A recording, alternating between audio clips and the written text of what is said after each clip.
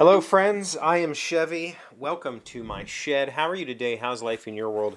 How's things where you are? Hope everything is great. Everything here is fantastic. Got the Kindle today. We're talking about a book. Yesterday, I finished the second book in Chris Tullbane's The Murder of Crows series titled Red Right Hand.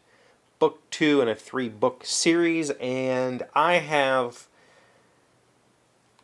very mixed histories with book 2s in series. I would say for the vast majority of trilogies, I find the second book to be just completely devoid of content. It's usually just a bunch of filler that hopefully builds the payoff at the end of book 3. And that filler can be really boring to sit through. It can just be, a slog. Not the case in this instance. In fact, book 2 was just as fantastic as the first. I feel like these books, while they are telling a story, while they start with the formation of this character's, quest to whatever the conclusion is. I'm already halfway through book 3, by the way. Book 2 does not mean there's just a bunch of weird meandering trying to build a character. Chris did not slow the pacing down in book 2 at all. If anything, he sped the pacing up. He really threw a lot of stuff at us. He really threw a lot of world building at us. He really threw a lot of character building at us, which is super important in a book 2. You need to see character progression. You need to see who this person is building themselves up to, because ultimately book 3 is going to be that character's tragic downfall right before they rise, right? In this particular instance, this character has been telling us all along. This is a first-person perspective series. The character is talking to us. I think I told you in the first review, he's a necromancer, and he's talking to us as if we are one of the many ghosts that he sees around him. So he's dropped hints all along the way that he's not a good person and that he's done something terrible. Okay? So we know that he's going to face that ultimate I'm done moment. And in this particular instance, maybe he doesn't come out of it so squeaky clean. Book 2, definitely saw him come out of some things not squeaky clean. He has come into who and what he is, which is the first villain archetype at a college that is teaching people how to be superheroes. In book 2, he needs to realize what that means to him as a person. And I think that's going to be very important for how this all finally wraps. Book 1, there were some social ties that kept him wanting to fight, but ultimately it was his own, I need to do this for me in book 1. Book 2 switched that perspective to now he has these X people that he's fighting for. These X people that he would save the world for. He mentions it in book 1. In book 2, he commits. And he really commits heavily to, I am going to save the world for these people. Right? These are my people. And you don't mess with my people.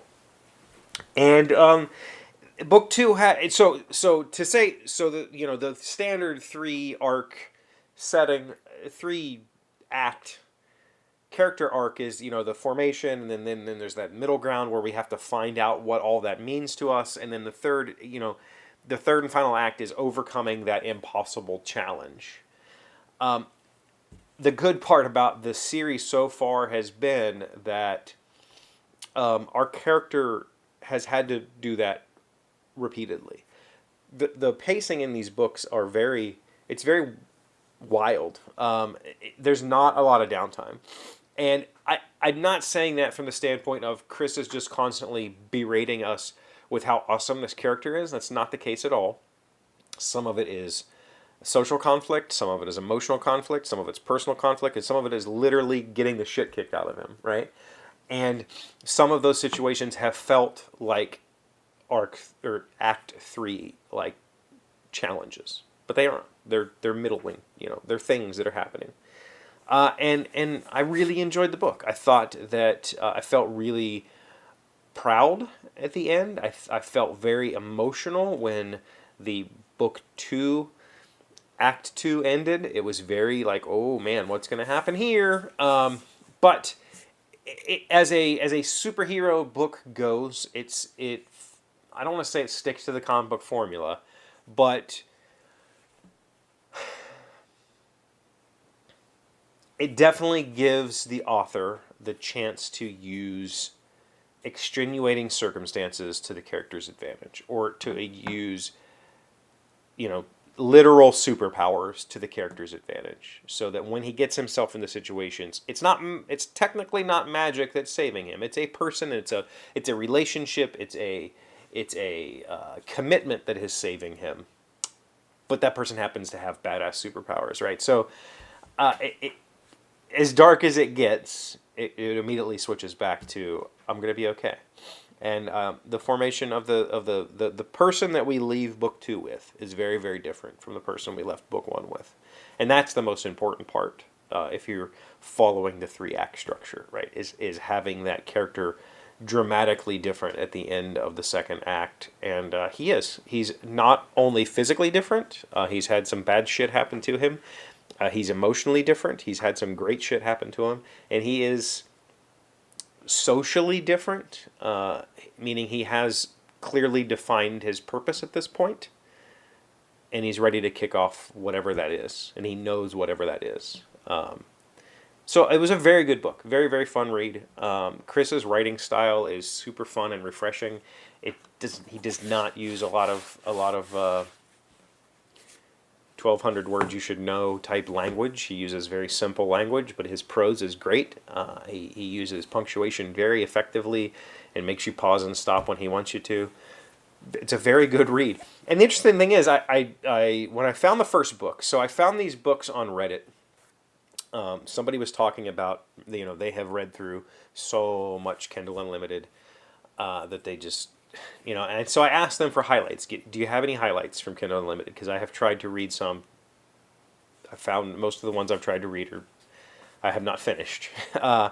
This series he recommended. And what I discovered was that this writer is very similar to myself. He was an IT guy. He's in his 40s when he started writing. Wanted to be a writer when he was younger. Like, all those things, check all those boxes. And so that's encouraging for me, because I am currently working on some stories. So that's fun. But very good book series. The Murder of Crows by Chris Tullbane. It's kind of hard to search for if you search by Murder of Crows, because there's like a million books that have that title. So you're going to find books before you find the series. Search for his name instead, or search for Red Right Hand, or See These Bones, the first book. I'm probably going to finish the 3rd book by the end of the week, and we'll talk about it then. Thank you for being here as always. Thank you for liking, commenting, subscribing, and being amazing friends and wonderful people. I really appreciate you, and I'll see you again tomorrow. Today's word you should know to sound smart is nominalism. It is a noun meaning a philosophy that denies the existence of universal truths. Some scientists suspect that, rather than being universal, the laws of physics may vary in different regions of the universe, a strong supporting argument for nominalism. Nominalism. Nominalism. I'm going to be honest with you, I read that entire description, and I did not process it at all. I have no idea. Denies the existence of universal truths. So everything is nominal, I guess?